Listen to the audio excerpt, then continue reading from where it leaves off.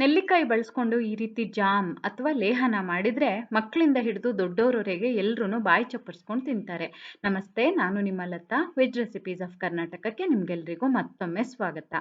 ನಾನಿಲ್ಲಿ ಸುಮಾರು 1/4 kg ಅಂದರೆ 8ರಿಂದ 10 ದೊಡ್ಡ ಗಾತ್ರದ ನೆಲ್ಲಿಕಾಯಿಯನ್ನು ತೊಗೊಂಡಿದ್ದೀನಿ. ನೆಲ್ಲಿಕಾಯಿಯನ್ನು ಮೊದಲಿಗೆ ನೋಡಿ ಈ ರೀತಿ ತೊಳೆದು ತುರ್ಕೊಳ್ಬೇಕು.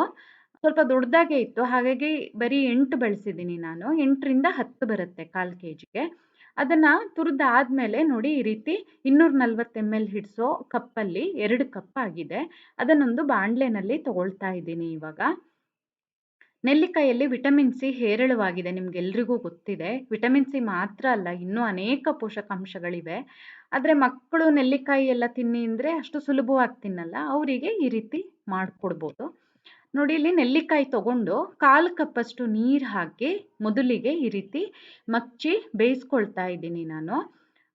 ಸಣ್ಣ ಊರಿನಲ್ಲಿ ಈ ರೀತಿ ಮಚ್ಚುತ್ತಾ ಬೇಯಿಸಬೇಕಾಗತ್ತೆ. ಬೇಕಾದರೆ ಇನ್ನು ಸ್ವಲ್ಪ ನೀರು ನಿಮಗೆ ಕಡಿಮೆ ಆಗ್ತಿದೆ, ಒಣಗ್ತಾ ಇದೆ ಅಂದರೆ ನೀರು ಬೇಕಾದ್ರೂ ಹಾಕ್ಕೊಳ್ಬೋದು.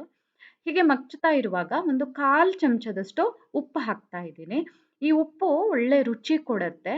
ಈ ಲೇಹ ಅಥವಾ ಜಾಮ್ ಅಥವಾ ನೆಲ್ಲಿಕಾಯಿ ಗುಳಂಬ ಅಂತಲೂ ಹೇಳ್ಬೋದು. ಇದಕ್ಕೆ ಒಳ್ಳೆ ರುಚಿಯನ್ನು ಕೊಡುತ್ತೆ. ಒಂದು 4ರಿಂದ 5 ನಿಮಿಷ ಈ ರೀತಿ ಮಚ್ಚಬೇಕಾದ್ರೆ ನೋಡಿ ಮೆತ್ತಗಾಗ್ಬಿಡುತ್ತೆ. ನೀವು ಒಂದು ತುರಿನ ತಗೊಂಡು ಹೀಗೆ ನೋಡಿದ್ರೆ ಗೊತ್ತಾಗುತ್ತೆ. ಜೊತೆಗೆ ತುರಿನೂ ಅಷ್ಟೇ, ನಾನೊಂದು ಸ್ವಲ್ಪ ದೊಡ್ಡದಾಗಿ ತುರ್ಕೊಂಡಿದ್ದೀನಿ. ನಿಮಗೆ ಹೇಗೆ ಬೇಕೋ ಹಾಗೆ ತುರಿರಿ.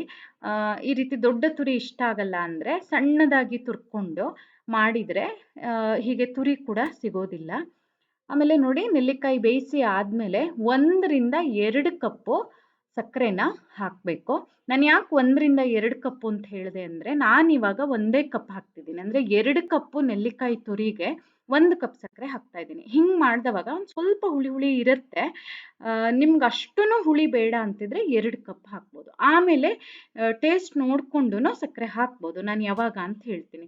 ನೋಡಿ, ಈ ರೀತಿ ಕೈ ಬಿಡದೆ ಏನು ಮಗ್ಚೋದು ಬೇಡ, ಅವಾಗವಾಗ ಮಗ್ಚುತ್ತಾ ಇರಬೇಕು. ಫಸ್ಟಿಗೆ ನೀರು ಬಿಡುತ್ತೆ, ಆಮೇಲೆ ಅಲ್ಲೇ ನೀರು ಕಡಿಮೆ ಆಗ್ತಾ ಬರುತ್ತೆ. ಹಾಗೆ ಮಗ್ಚೋ ಟೈಮಲ್ಲಿ ಒಂದು ಸ್ವಲ್ಪ ಏಲಕ್ಕಿ ಪುಡಿನ ಹಾಕ್ಕೊಳ್ಬೇಕು. ನಾನಿದು ಸಕ್ಕರೆ ಜೊತೆ ಪುಡಿ ಮಾಡಿ ಇಟ್ಕೊಂಡಿರೋ ಏಲಕ್ಕಿ, ಅದು ಸುಮಾರು 1 ಚಮಚದಷ್ಟು ಹಾಕಿದ್ದೀನಿ. ನೋಡಿ, ಇಷ್ಟು ನೀರು ಒಣಗ್ತಾ ಬಂದರೆ ಸಾಕು. ಇದಕ್ಕಿಂತ ಗಟ್ಟಿ ಮಾಡೋಕ್ಕೆ ಹೋಗಬೇಡಿ, ಯಾಕಂದರೆ ಮತ್ತೆ ತಣ್ಣಗಾದ್ಮೇಲೆ ಗಟ್ಟಿ ಆಗಿಬಿಡುತ್ತೆ. ಬೇಕಾದರೆ ನೀವು ಒಂದೆಳೆ ಪಾಕ ಬಂದಿರುತ್ತೆ ಈ ಟೈಮಲ್ಲಿ, ಹೀಗೆ ಚಕ್ಕೋನು ಮಾಡ್ಬೋದು. ಬ್ರೆಡ್ ಜೊತೆ ಆಗಲಿ, ಚಪಾತಿ ಜೊತೆ ಆಗಲಿ, ಅಥವಾ ಹಾಗೆ ಒಂದೊಂದು ಚಮಚ ಮಕ್ಕಳಿಗೂ ತಿನ್ನಕ್ಕೆ ಕೊಡ್ಬೋದು. ಟ್ರೈ ಮಾಡಿ ನೋಡಿ ನೀವು, ರುಚಿಯಾಗೂ ಇರುತ್ತೆ, ಆರೋಗ್ಯಕ್ಕೂ ಒಳ್ಳೆಯದು. ನಿಮಗೆ ಈ ವಿಡಿಯೋ ಇಷ್ಟ ಆದಲ್ಲಿ ಲೈಕ್ ಮಾಡಿ, ಶೇರ್ ಮಾಡಿ, ಕಮೆಂಟ್ ಮಾಡಿ. ಹಾಗೆ ನಮ್ಮ ಚಾನಲಿಗೆ ಸಬ್ಸ್ಕ್ರೈಬ್ ಮಾಡೋದನ್ನು ಮರಿಬೇಡಿ. ಧನ್ಯವಾದಗಳು.